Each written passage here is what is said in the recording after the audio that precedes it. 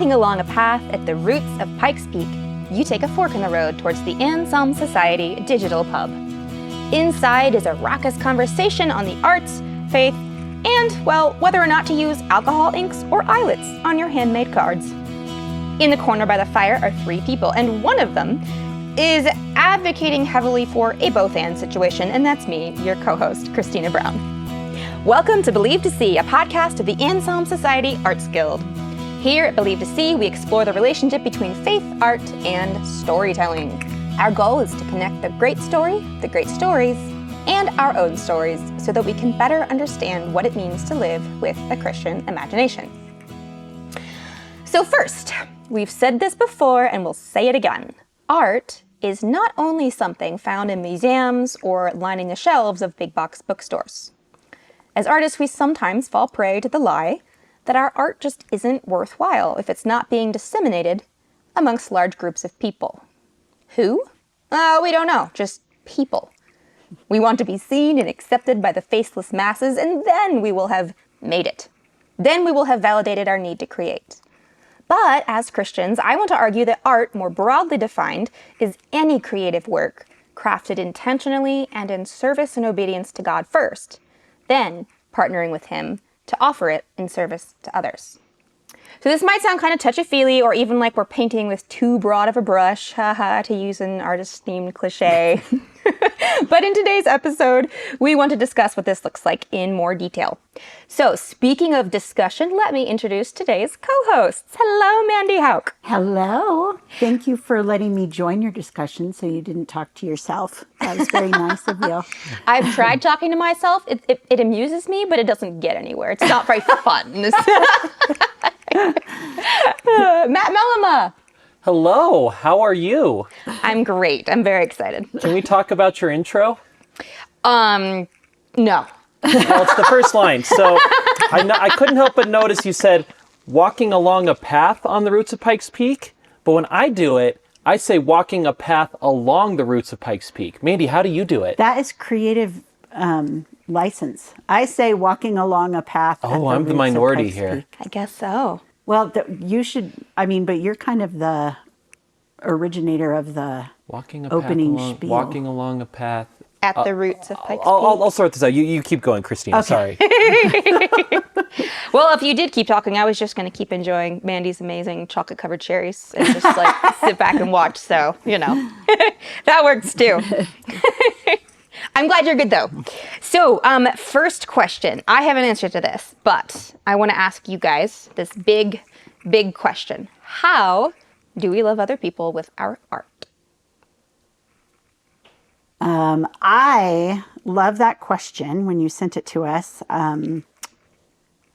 I really feel like when we are being who He made us to be, we've talked about that a lot. And as you know, I am the Dorothy Sayers super fan in Anselm.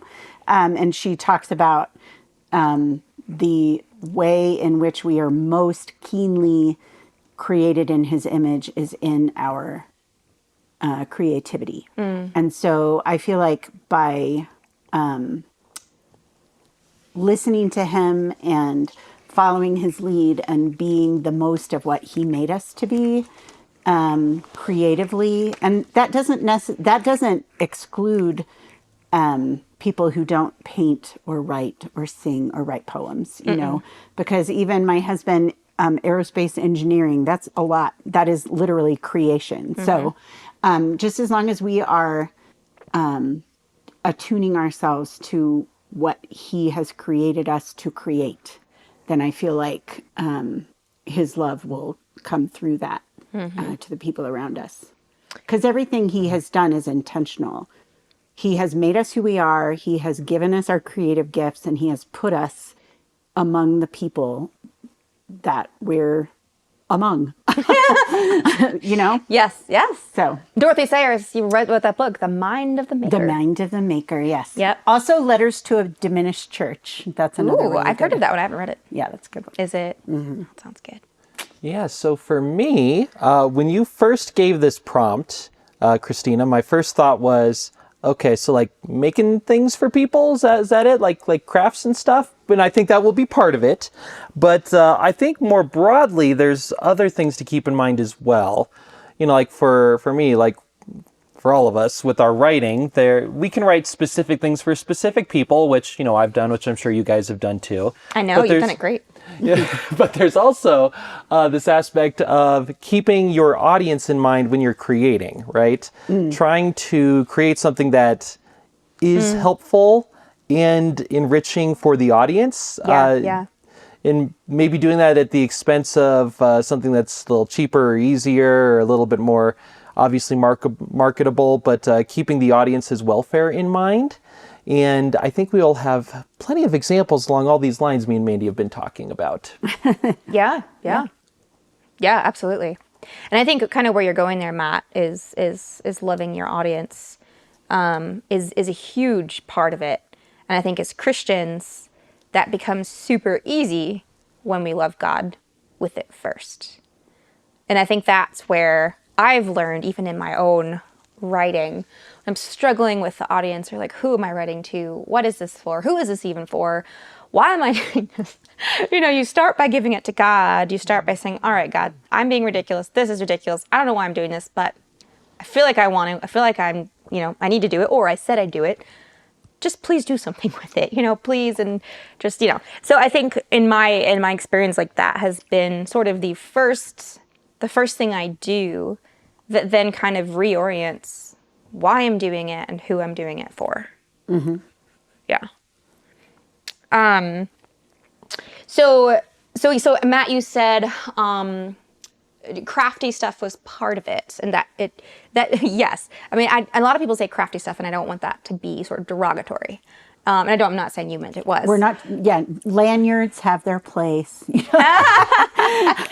we all did those cool kids or crafts as kids, like the perler bead, keychain stuff. That's I was awesome. the craft teacher at a camp, so I know all about lanyards and pot holders. Nice. So they're pretty great. Those moms felt really loved. Yeah. I think the amount of pot holders that my mom got from me was very funny. She was wonderful. But where was I going with that? I was going to ask you a question, Matt, about it. Let me be clear first. I do not mean crafts pejoratively. I meant it. I was self-mockery. So for those of you who make something that could, by any definition, be construed as a craft, no, it's beautiful and I love it. Okay. Well, you're a whittler, aren't you? Yeah. So there's a lot. I think this is the most concrete thing that we can think of, right? Where somebody who makes art that is the sort of thing that would make a good gift, right? We were talking off mic about, you know, our Anselm artist, Nancy Soderstrom, who is a really talented potter. Like, Mandy is gesturing to one of the jars that she made and gave to Mandy at some point. Yes, little chickadees. Yeah, so Nancy, she can sell her art, and she does oftentimes, but sometimes she gives them as gifts as well. And that's the sort of thing where, among the many art forms, that's one of the most practical ones, where it is both beautiful and you can actually use it. But then, you know, someone's like a painter, you can give them a painting, or, you know, me, I've been a whittler now for almost a year, and if I wanted to gift someone one of my misshapen wooden ovals, I could do that. But for some of us who are in some of the more ethereal arts, right? It's kind of hard for me to write a novel just for somebody, because that would take a long time and I don't know what I'd do. Like, so that to me was one of the things that made me think with the prompt, oh, I don't know if this is really my subject. But then the more I thought about it, the more I thought, okay, we can expand this so it is for everyone. So it's always been for everyone. Matt? Yes. Thank you, Christina. Well, I was wrong. You were right. Thank you. I've been waiting to hear that on a podcast for so long. But I mean, no idea. But I mean, I totally understand what you're saying, because when you're like, how do you love people with your art, and you think of like a very direct relationship. I am making this. I am giving it specifically to a person. So I think that's why this discussion is good, because we can talk about how it can be more than that. Right. I think you're both absolutely right, and I think how it should be more than that. And I think maybe a good way to kind of segue into that would be talking about so there is this sort of I think we can like you said, Matthew, have this sort of like mental block, or like, oh, well, I don't work with my hands, I don't craft, or I don't do this and that. So what does that really mean? And then, of course, there's the other thing where people are like, well, I'm a really good cook, but that's like the only thing I can do that's like, artsy. And they immediately kind of like take themselves out, right? We don't want that. That's not what we're talking like, hey, no. So before we kind of get into those details, let's talk about how God uses our creative efforts to love us. Because, because I think there is something in that.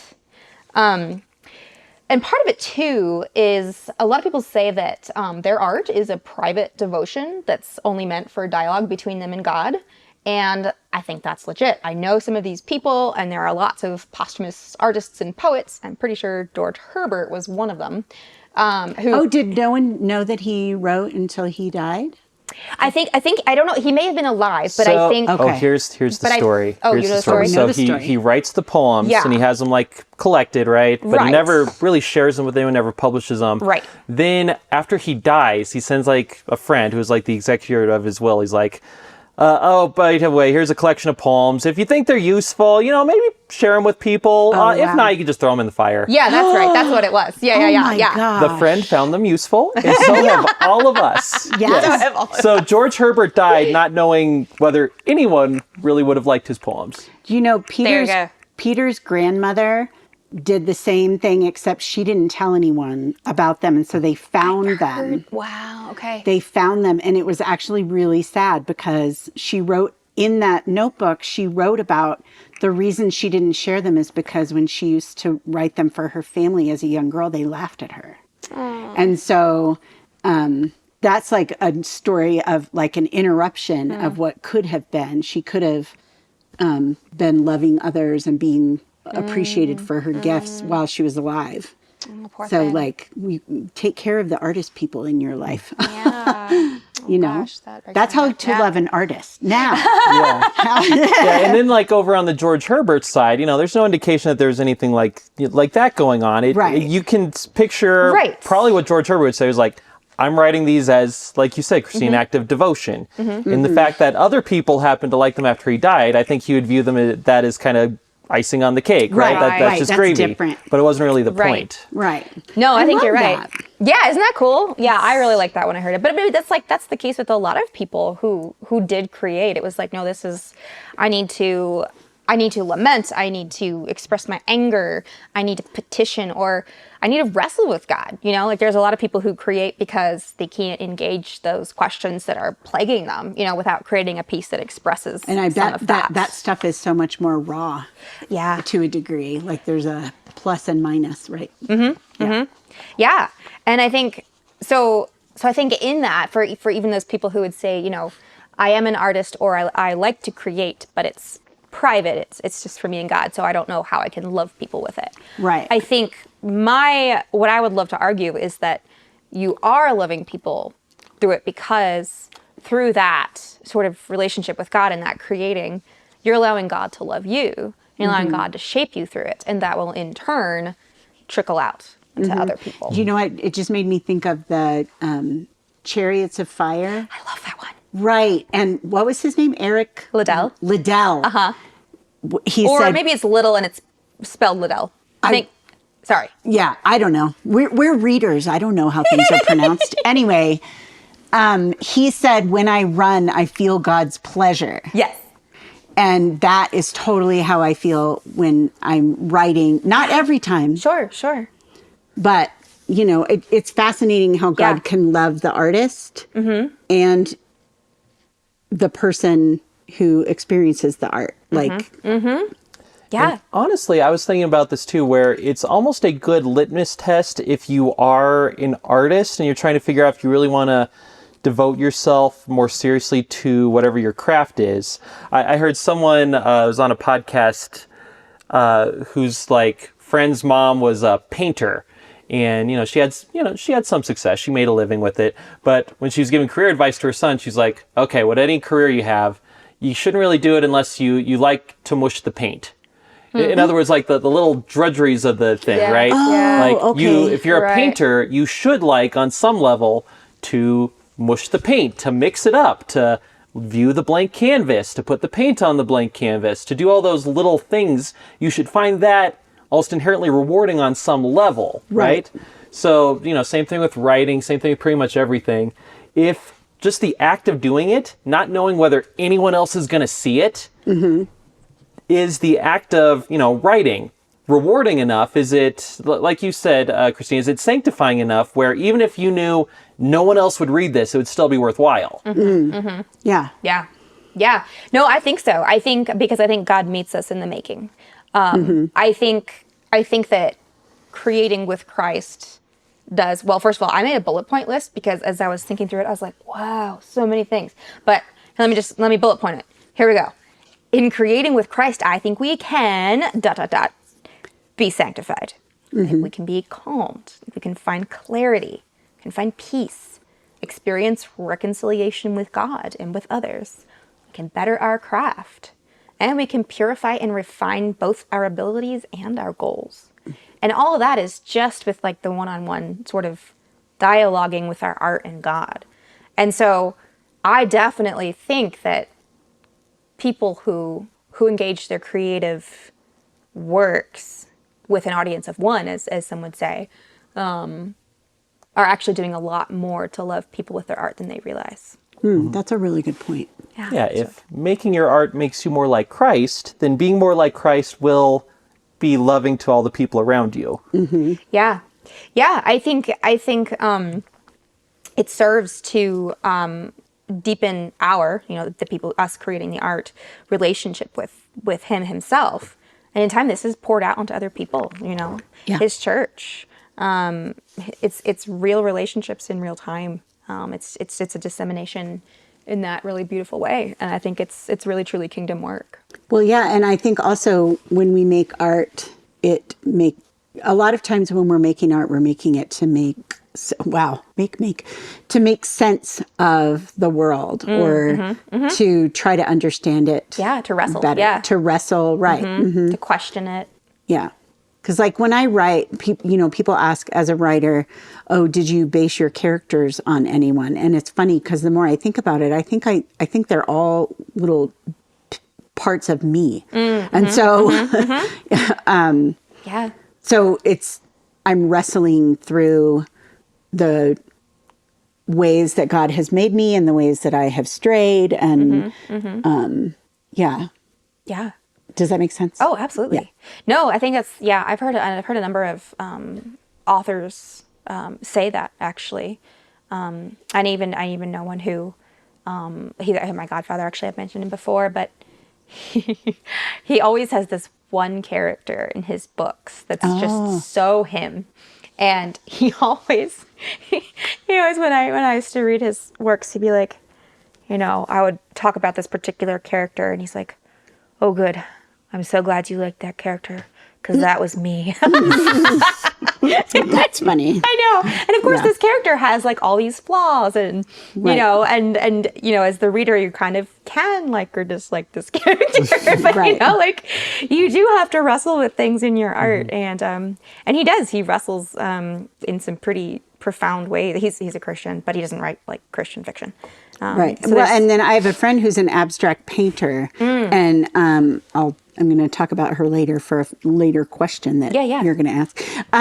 But I have loved watching how her art has changed over time.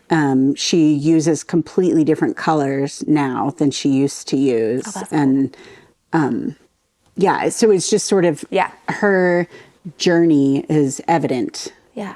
In the colors and shapes, even though it's abstract. Yeah. So. Oh, I can't wait to hear more. Yeah, no, that makes total sense. So let's go back to the beginning of our episode when we began talking about practical ways that we can love our neighbor through our art. Yeah, cool. I was going to ask you guys if you had any to start with. I have a list of them, so I could just read my list, but I'd love to hear from you guys first. Well, I feel like a lot of the things you're good at, Christina, are they're the things people actually want to receive. Unlike mine. Like, hey, I want to get in this shape in oval. Yeah, Oval. Oval. Anselm Society friends, just so you know, our next Secret Santa, you'll know if I was a Secret Santa because you'll receive a misshapen wooden oval from me. hand carved. Hand carved. With love. With love. But yeah, for me, the thing I have been working on, I think I've mentioned this on the podcast before, but was it 7 years ago now? I started this project that me and my brother Brian are working on for all of our kids. It's the Advent letters. So basically, starting 7 years ago, each Sunday of Advent, they would get a different letter from this elf at Santa's workshop telling the story about how when me, my brother, and my other brother were kids, we went on this Christmas adventure to fairyland. So it has been very, very fun. And I've been, like I said, working on it for 7 years. Just finished round 7 this year. The plan is to go for 10 years total. That's awesome. And it's been very interesting because, I've kept up with it. And I feel like I feel like all of them are, it's a weird thing to say about your own thing. I feel like all of them are decent quality, right? But they've reached the point now where I'm really just writing them for my family members, right? So I share them, they're on my website, they're on my newsletter. So listeners, if you want to, just go to MatthewMillema.com, you can find them all. But at first I started writing them for my kids, but when I started writing them, my oldest son was like 1 year old, so wouldn't have meant much to him. But finally, this past Christmas, I read all of them to my kids. Aww. They're all caught up now, and they liked them. Yay! Like, it was the coolest feeling. And kids are honest, so yes. Take that. That's sincerity. That's not, a gimme. It was very interesting because, like, reading them, you write certain passages, like hoping they'll laugh or hope they get this lesson out of it, or hoping we can talk about this topic afterwards. And by and large, they seem to do it. So it's like, oh, this thing doesn't have like a huge audience, right? But the audience that I really care about, my kids and my nieces and nephew, it actually seems to be working. So that has been extremely rewarding even though it's been quite a lot of work on a very small scale. Yeah. Absolutely. That's cool. That's really cool. For me, some of what I've done has been like official sort of in ministry stuff. My husband and I used to, in our church in California, where we hated living, but that's okay. We were in charge of... Wow, just drive-by shots of California, then go on. But anyway, you were saying... We had a healing hands... we called it healing hands, helping hands. I should remember that. Ministry. And one of the things was obviously cooking meals for people who needed them. And so that's just something I love doing. I love cooking and baking, and can that be a love language? I don't know. Yeah. But then obviously also writing. I think Christina, for your 30th birthday, I think it was, the Guild, several of us put together some things, and I hadn't written a poem in years. And I remember I wrote a poem for you. I wrote another poem that had to do with Lucy, Narnie and Lucy. And I read that at an Anselm event, but then I also put it in my Christmas cards, and I've never gotten more responses. Like, you don't normally get thank you notes for Christmas cards, right? But that was 2020, so it was meaningful, I think. But that is it's interesting to me because when I bake for someone, I don't really get nervous about it. Like, it's just something I enjoy doing. But if I'm writing for someone, because that one cuts so much closer to the heart of who I am, it really, in a good way, it feels like I'm giving a piece of myself, but it also feels like more of a risk. Sure. But it's something you need to do anyway. You know what I mean? Yeah. I have some examples of ways I've felt loved. Yeah. Can I give those? Yes, or please. Circling back around to my abstract artist friend, I was going through some very difficult things several months ago, and I have chronic anxiety anyway, and it was getting really bad. Like, I was actually, some days I was having a hard time breathing. There were days that I couldn't feel my fingertips, and one time I couldn't feel my face. So it was getting pretty extreme.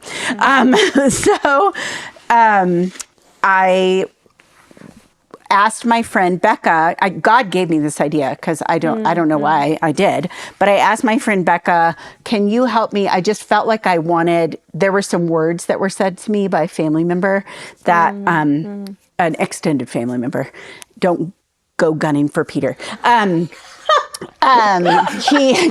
would say anything mean ever. The thought of it being Peter never entered my mind. Yeah, no. But anyway, so what I wanted to do, I had this idea. I wanted to write those words, paint those words on a canvas, and then blot them out with art. I don't know why I had that idea. God, thank you. Yeah. And so my friend Becca, and this is her vocation, so I paid her for her time, but I got to go to her studio, and she helped me to paint it. And so I have that painting, and only I know what it says underneath it. And I felt so loved by her. And we were already good friends, but the bond that was created from that was huge. And then other little things, like my daughter Bethany is this ridiculously gifted crocheter. And she has been teaching me how to crochet, which, let me tell you, kids of littles, don't be too sad. I mean, I know it's really parents of littles. I know it's really hard as they get older, but it really, I guarantee you, it just keeps getting better. It is amazing when they're adults and they're your friends and they're teaching you stuff that you didn't teach them. It's amazing. That's amazing. And so, and then obviously the Guild. Can we point them to Amy Lee's article? Oh, yeah. Yeah. Amy Lee wrote an article about just the gift of being in the Guild, and it's beautiful. Yeah, it's So the way that we as artists love one another is significant as well. So significant. Yeah, it's at Rabbit Room Press. I don't remember the title. Do you, I'm Matt? looking for the title as we speak. Everyone keep talking. I'll be Googling. Perfect. Thank you, Matthew. And then I had a friend in college, Lance, who wrote a song for me because he knew I was depressed. It was all scripture. Yeah.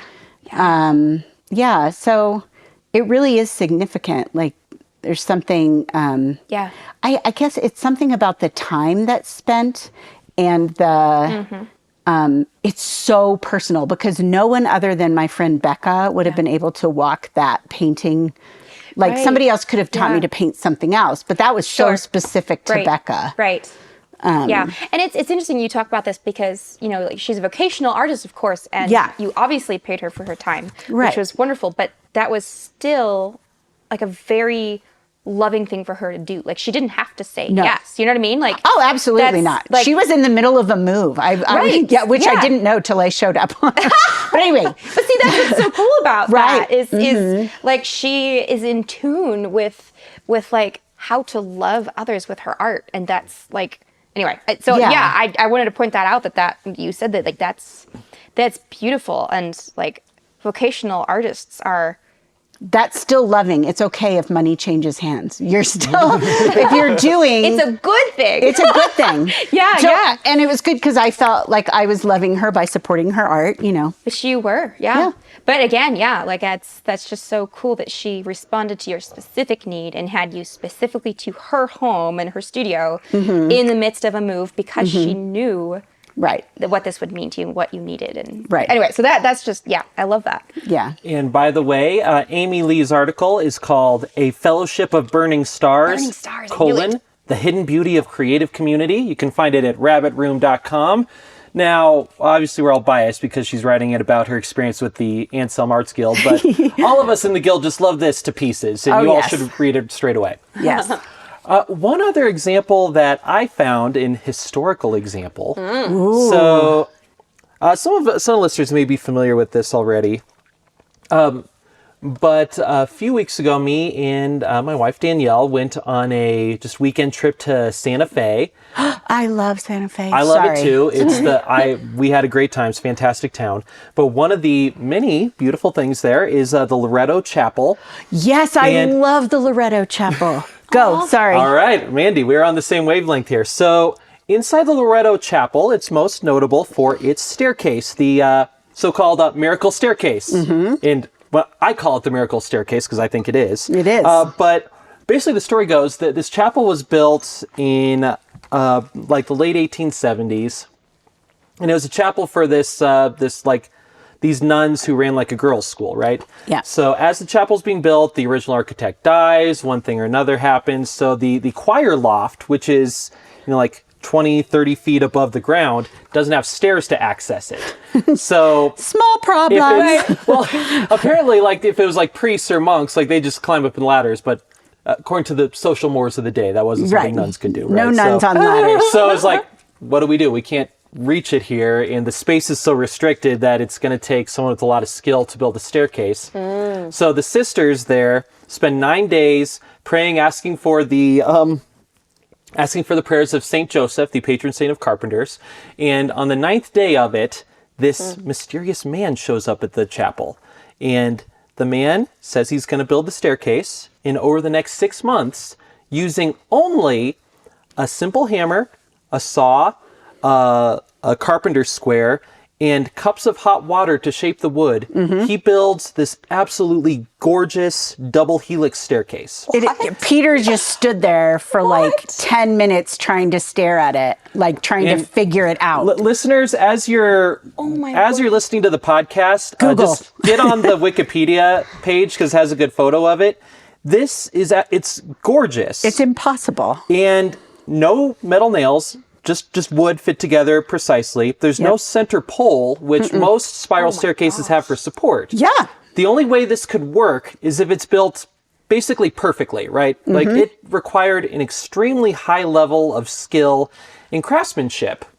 That's insane. Like oh my gosh. Like, contemporary, carpenters will look at the staircase like, this is really impressive, like today. Right. At the time, if you're one dude with a hammer, a saw, and cups of hot water, it's almost unthinkable this could happen. Wow. So again, this mysterious man, sisters never learned his name. Really? This man, after completing the task, left before the sisters could even pay him. Disappeared. Wow. Yep. Sisters wanted to pay him. He left first. So obviously, some were like, maybe that was St. Joseph himself, or maybe it was some master craftsman in the area who, in response to the prayers showed up. Like either way, I'm comfortable calling it a miracle. Wow. And it's a way to 100%. A craftsman, a carpenter, a woodworker can show this incredible act of love using his craftsmanship. There's actually a film about it called The Staircase, not to be confused with The Staircase That's a Murder Mystery.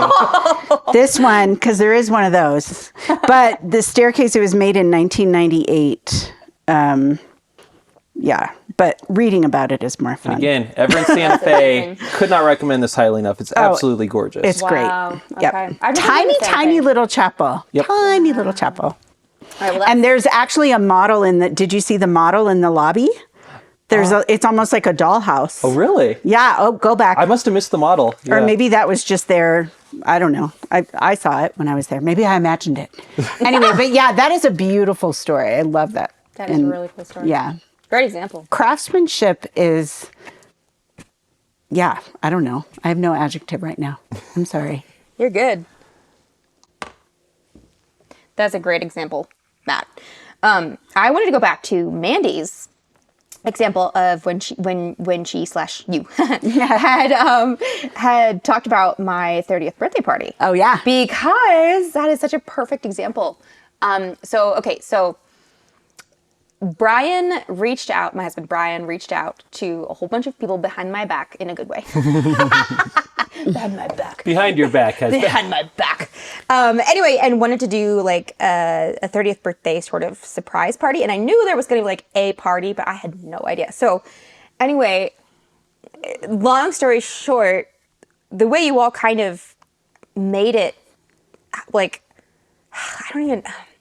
it's funny because I've still written about it and I still kind of am lost to words. It's like how deeply I felt loved. Oh. But just the friends in the community around me just like loved me with their art and their time and their home and hospitality and cooking. And so, yeah, a friend of mine, she likes to say that I broke in her new house. She's like, I wouldn't have wanted to break it in with a party for anyone else. And so, like that was just so precious and sweet. And, I feel like we have a theme going on here because when we love other people through our art, we end up like the artist gets so much back and like, because it's like a validation of who God made us to be. Yes. Because when I sat down, when I said I would write a poem, I was like, why did I say that? I haven't written a poem since I wrote angsty, like 15-year-old, why doesn't John like me? There really was a John. Anyway. That's amazing. But then I did. I mean, I remember I prayed over that poem so much. And I mean, it's not Emily Dickinson or anything, but that wasn't, the point was to love you with it. And I so felt then, loved. Yeah. And it was beautiful. Yeah. So for the listeners, like the artist friends who were in my life got together and they created paintings or I think it was a song. You did was it a limerick? I think you did a limerick for me, right, Matthew? That sounds like something I would have done. Yeah, it does sound like. Yeah. I think you wrote If it had limerick. been for your 40th birthday, maybe he will make a not so misshapen oval because by then, because you're still so young, he will have lots of time It'll to be practice. a regular shaped oval. Or Okay. maybe you could Okay. even do hearts by then. Well, that's We true. don't know. Those would be cool. I'll try. I thought That'd you were be going to say cool. challenge accepted. Dang. And so yeah, like, and there was like a little booklet, and so there was like some paintings, beautiful short stories, poetry, letters, calligraphy, like just because like to tell me I was loved, like about things I loved. And unicorns were the ones that stick out in my mind. It was a lot of unicorn themed things. Yes, I remember that. My poem had nothing to do with unicorns. Well, I mean, not a lot of the stuff in there didn't, but that's just- so cool because that you was- can take, you felt loved in that moment, but that's something you can return to. Yeah, So that's something that's absolutely. great about tangible art, you know? Yeah. So anyway, none of those people like published them. None of those people, said, hey, can I, do this for you? And also, by the way, can I also take it back and sell it? Like, not that would have been I don't bad. even have a copy. Mine was just called For Christina, I think. Yeah. Yeah. Yeah. And it just, the way that touched me is just so hard to put into words. And so anyway, yeah, that bringing that up, Mandy, I was like, that is a perfect example to talk about making someone feel loved, because that was definitely a year in my life that I will not look at the same way because of that. That's awesome. That party. Yeah. That 30th. Yeah. So culmination. Yeah. So I want to talk about just a couple of ways here for those listeners who might be like, okay, this is cool, but also my creativity, the things I do have nothing to do with this, or at least if they do, I can't think of a way. Yeah. So I'm just going to read a couple of them. Interject Matthew and Mandy as you see fit as to things that you have seen in this department. Mm-hmm. So of course, Mandy, you had mentioned baking when cooking for people. Yep. That's a huge one. So you can do that for your neighbors or for a church potluck. I know when my mom had cancer, she had so many people do meals for her over the year that she was doing treatment. And she said, I remember, she said, if I ever get through this, she said, I will never, what did she say? So I'm botching her words. I will never undervalue cooking something for someone again. She said, I had no idea. Because she had been on the giving end and not the receiving.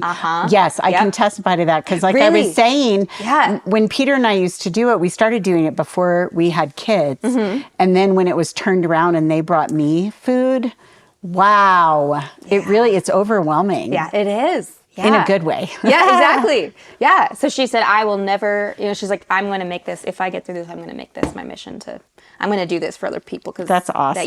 So anyway, yeah, that's a really cool example.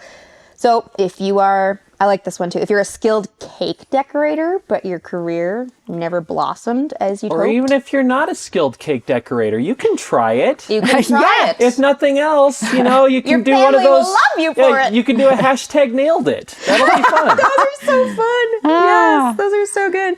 I know actually one of our former member artists, she does gorgeous. Actually, she was on the podcast for a little bit. Who? Lisa.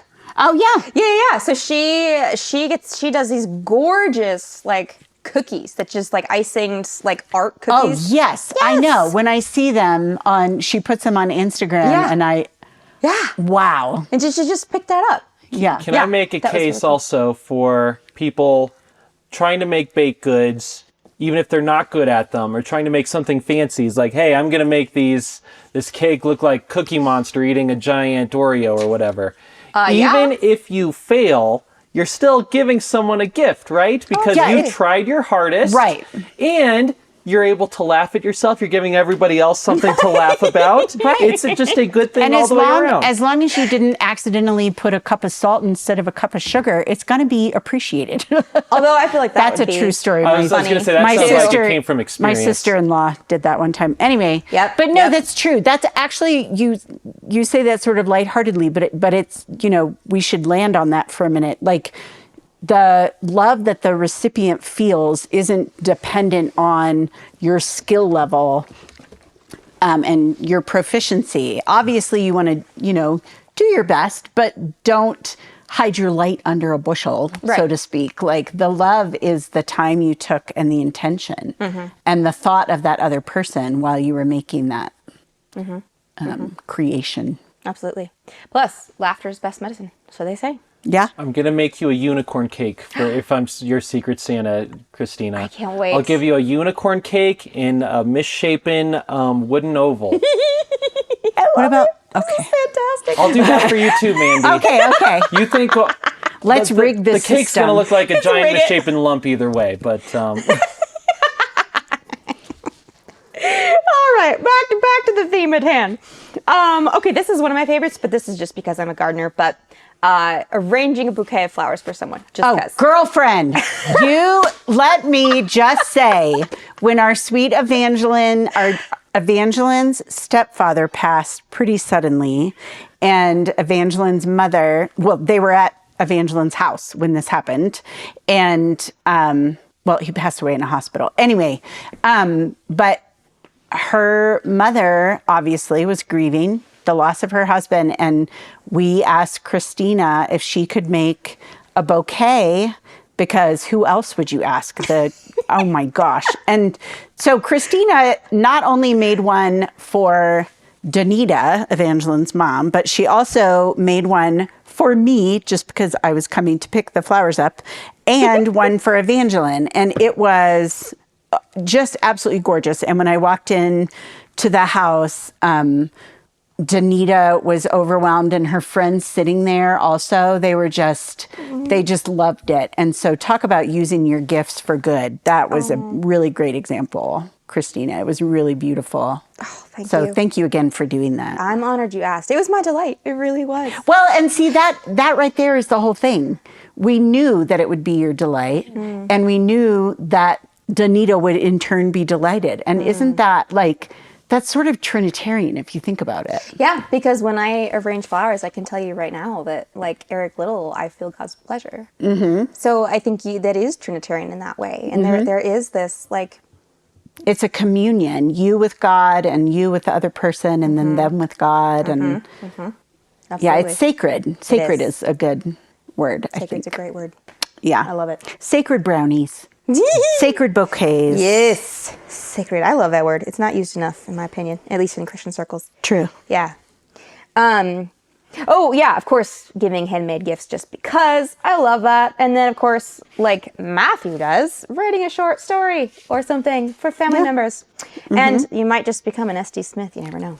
So. Well, when you think about it, quite a few successful books started off as just the author telling a story to their kids, right? I mean, J.R.R. Tolkien, right? I mean, he wrote it, but he wrote it for his kids, right? Exactly. Hello, Peace Like a River, Leif Enger. He and his brother had tried to write a bunch of cowboy stories and they weren't selling. So he's like, I'm just going to write for my kids.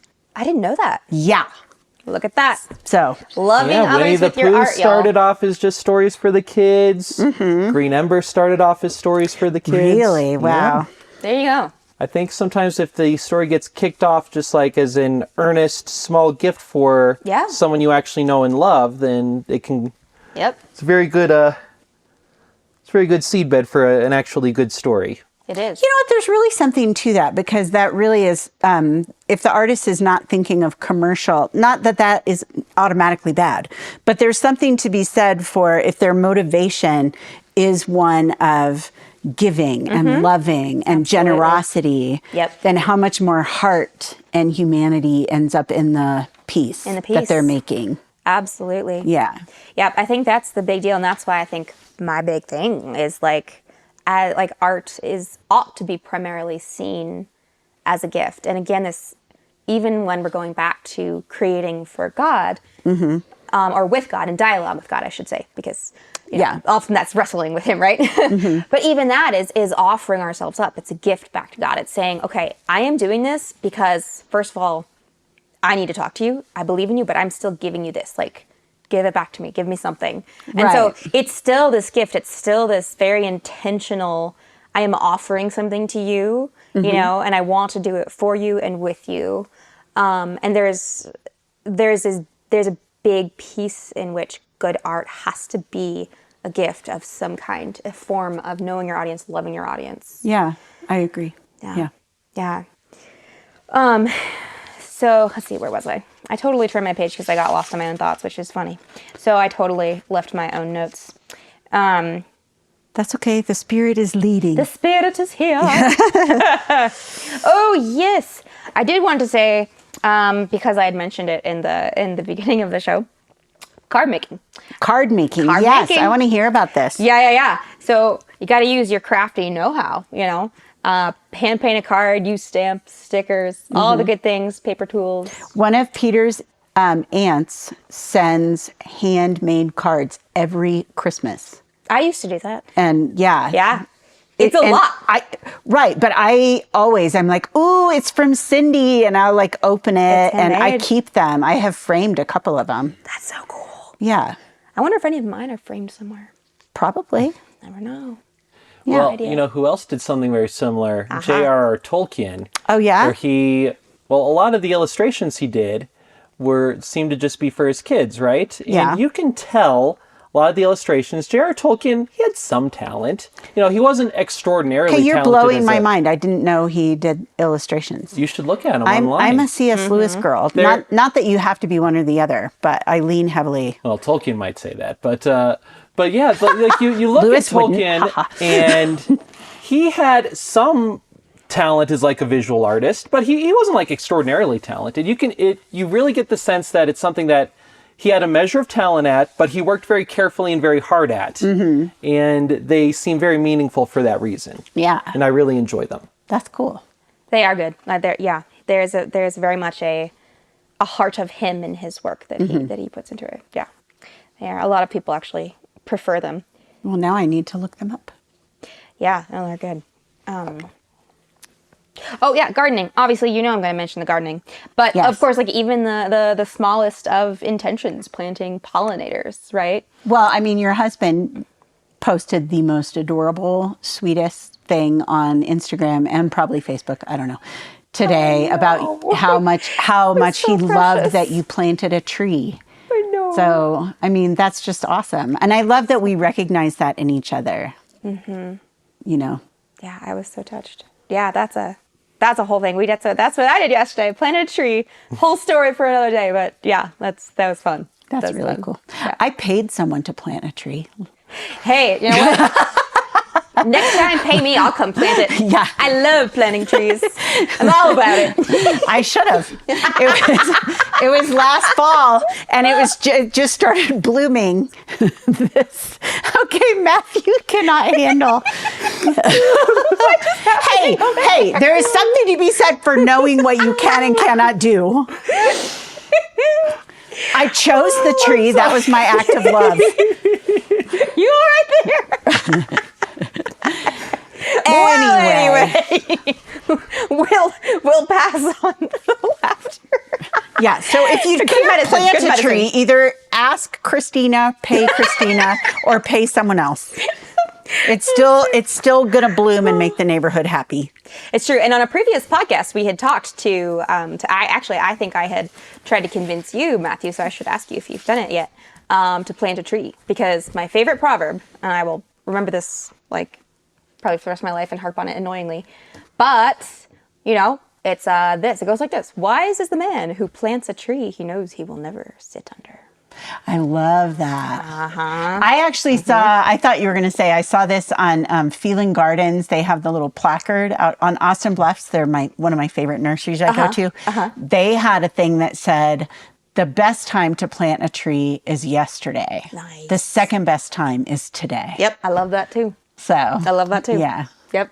And that can be applicable to what we're talking about right here. Like the best time to love someone. To love someone with your art, to make something and commune with God and your fellow man at the same time is yesterday. The second best time is today. Yep. And in answer to your question, I have not yet planted a tree, but I have given it a lot of thought. Good. So we have this progression here. Yeah. Christina planted a tree. Mandy paid someone to plant a tree. Yeah. And I thought about planting a tree. See, we're all at different stages and they're all valid.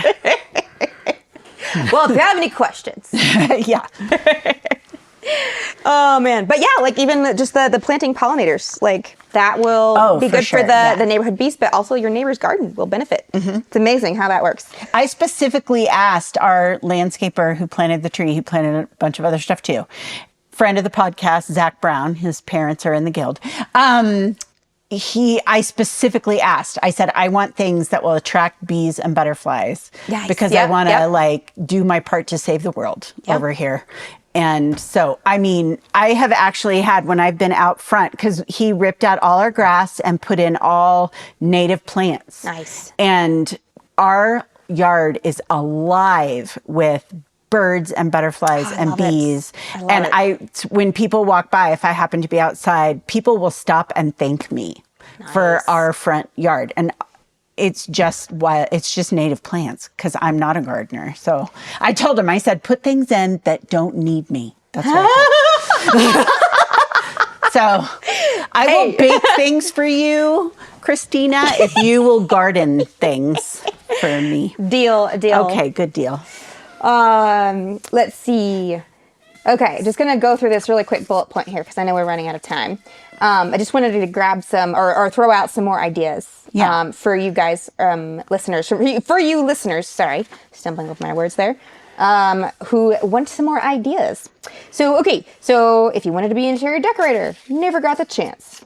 Create your own environment in service to cultivating a warm, peaceful, and welcoming space for yourself and others. I know, hospitality. Yeah, speaking of hospitality, if you had a hospitality business once, but, kids or circumstances, closed that down for you, like, offer a class, like teach a one-time class to a community, like some of the best aspects of, like, hospitality. Right. Or, if you were a bartender, throw a party for your friends and show them how to make a beautiful cocktail. And definitely points from me if it involves an edible flower. Oh, yeah. So, yeah, that's going to be me. That's going to be Matt's making faces. Edible flowers are fantastic. You know what? You and Brian need to write a craft cocktail book together. That'd be so cool. And you can provide all the edible arrangements. That'd be really cool. Yeah, that would be cool. That would be cool. Okay, Note to self. I'm going to press you on that. Yes, note to self. I'm going to keep that. That's great. So in this card making, back to the card making, use your hidden elocution skills to strike up a pen pal relationship. I recommend someone like a goddaughter or godson. Yeah. We have a dear friend that we do a pen pal with, and points to her. She just randomly surprised me with a letter in the mail one day, and then she did it to you too. And so now it's like this really fun, like, back and forth. Yes. It's great. And if you're a visual artist, do a little illustration in the corner of each page, of each letter. That's different every time. Whole bunch of different ideas. Let's see. Oh, and here, Matthew, this one's for you.